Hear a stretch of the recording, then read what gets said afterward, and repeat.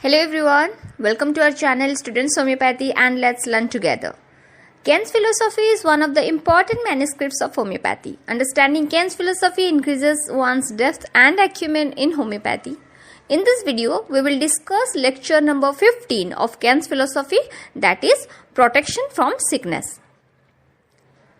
So, this chapter explains aphorism 35 of Organon and the aphorisms following them. We have read in lecture 14 that in order for cure, the medicine should have the ability to produce an artificial disease in human body of similar kind. The artificial disease thus produced must be greater in intensity than the natural disease, that is, should be higher in degree or attenuation. Also, the medicine should be the immaterial or dynamic one as like as the disease cause. Thus, a disease cannot cure another disease if it is of dissimilar kind. Then, what happens in nature when two dissimilar natural diseases meet together in one person? The first dissimilar condition that Kant has discussed about is when a dissimilar acute disease meets with a chronic disease of severity in one person.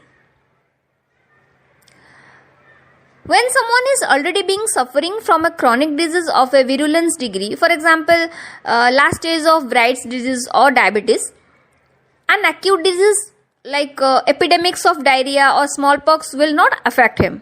It is because the existing disease is of a stronger character and the new acute disease cannot suppress it. Next, the second dissimilar condition is when a dissimilar acute disease meets with a chronic disease of mild degree in one person. In this condition, as the already existing chronic disease is of a mild degree, the new acute disease will suppress it for a temporary period. However, because the acute diseases have fixed period of decline, the new acute disease will run its fixed course and subside by itself with return of previously existing symptoms of chronic disease. Then the third dissimilar condition is when two dissimilar chronic diseases meet together in one person. So in this case, if the already existing chronic disease is the stronger one, it is left unaltered by the new chronic disease. But if the already existing chronic disease is the weaker one, for example, early stage of Bright's disease, and the new chronic disease is stronger, for example, syphilis, the new disease will suppress the older one and take its place. But it will not subside by itself unlike the acute disease. As a chronic disease is not self-limiting, medicinal intervention will be necessary for its removal. Now, after the symptoms of the stronger disease, here it is syphilis, is subsided through homeopathic treatment, the old symptoms, that is the symptoms of Bright's disease, will reappear. However, it proves that a dissimilar disease, how much stronger it may be, can only suppress but never cure. Similarly, when psora and syphilis meets in one person, that is, the patient having symptoms of psora takes syphilis, all the symptoms of psora like the itching eruptions disappears and the syphilitic eruptions take their place. Now, after homeopathic anti-syphilitic treatment, the syphilitic eruptions subdue and the psoric eruptions come out. Again, after the psora being treated homeopathically, it becomes weaker and the syphilitic eruptions reappear. In this way, at times, it seems as if the two diseases are alternating with each other, as one gets subdued by the right homeopathic simillimum and the other comes into activity. Again, the process is repeated. Remember, the proper homeopathic treatment always separates the diseases, but do not combine to form complexity. Separation of diseases helps us to choose the right simillimum based on the separate symptom pictures of diseases. We cannot prescribe for the symptom picture of complicated combination. Next, fourth dissimilar condition is treatment of natural disease by unhomeopathic means not of violent character. Here, unhomeopathic treatment means both the treatment of old school medicines as well as improper homeopathic treatment. They both produce dissimilar disease in man. Now, if a patient suffering from a chronic disease is treated by unhomeopathic means not of violent character, the chronic disease is left unaltered. Remember, the unhomeopathic treatment can subdue or suspend the existing natural chronic disease if and only if it is more violent or severe than the latter. Next, fifth dissimilar condition is treatment of natural disease by unhomeopathic means of too violent character. Unhomeopathic treatments of too violent character like massive doses of medicine, tremendous physic, too much sweating, bloodletting can produce two types of effect. One, they may subdue or suspend the already existing natural disease till they complete their course, and after they disappear, the symptoms of original disease return back in its original form. Or second, they may form complexities. Then what are these complexities? Let's discuss. Complexities are union or combination of two dissimilar diseases strongly bounded together, which can be seen only under unhomeopathic treatment.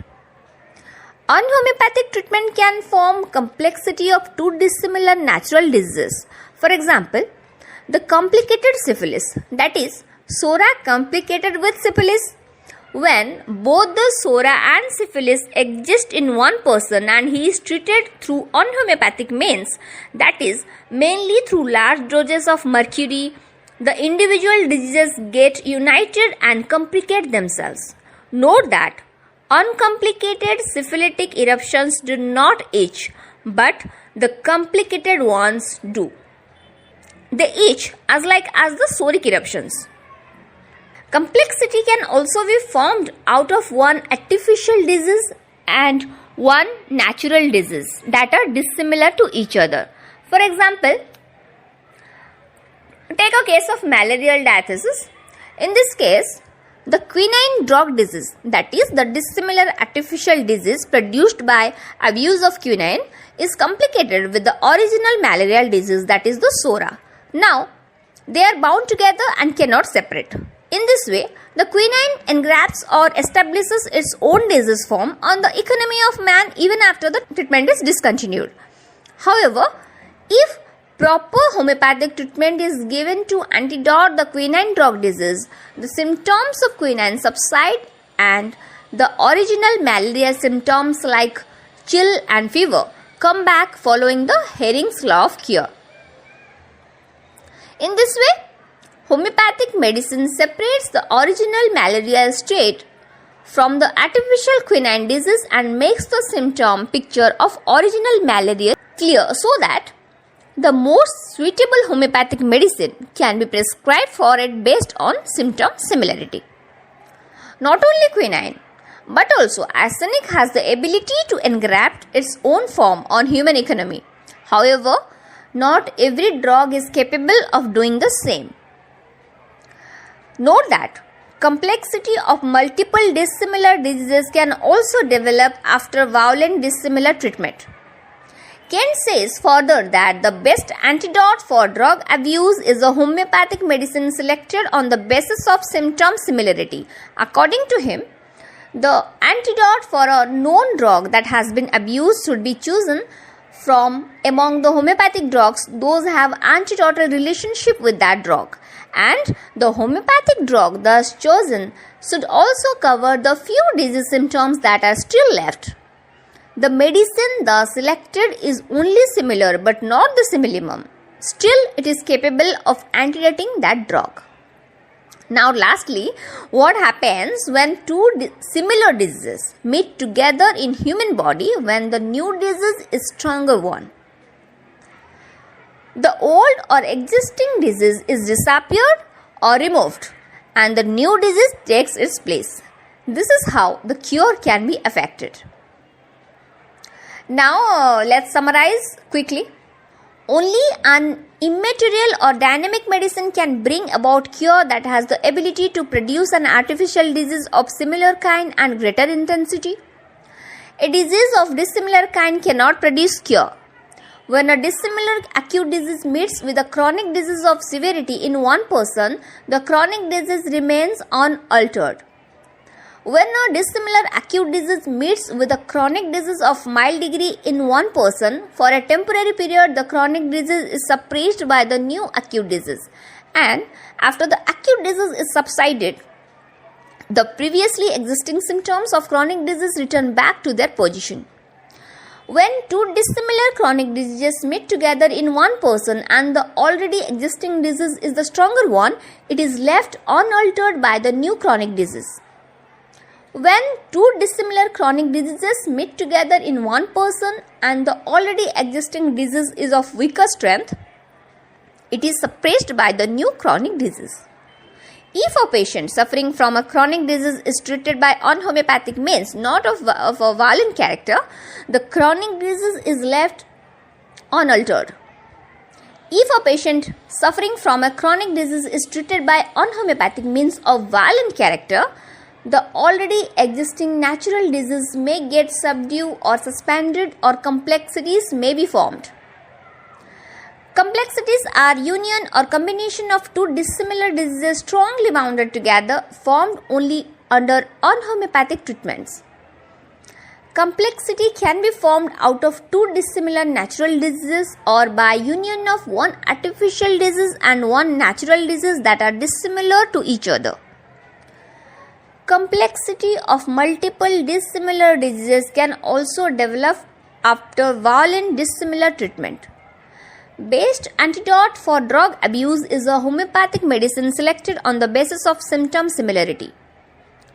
When two dissimilar diseases meet together in human body, the old or existing disease is disappeared or removed and the new disease takes its place. So that's all for this video. If you have not yet subscribed to our channel Students Homeopathy, please subscribe it now and also click on the bell icon and select all so that you will not miss any of our informative, educational and interesting videos on homeopathy. And please provide your valuable feedback in the comment section. Also, we will love to answer your queries on this topic. Thank you for watching.